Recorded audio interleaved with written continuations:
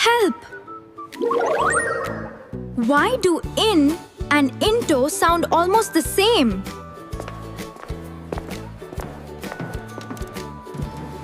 Let's solve this mystery with a mango.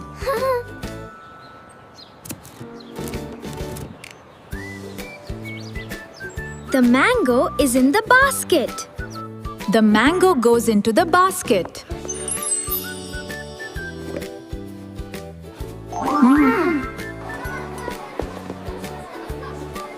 Easy. I know everything now. I am Ian to the classroom.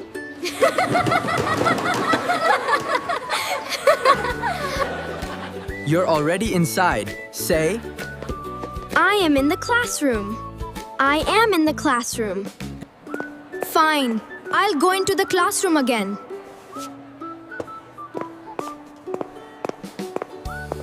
Now I'm into the classroom. And now I'm in the classroom. Remember, into means movement. In means you're already inside. Easy English.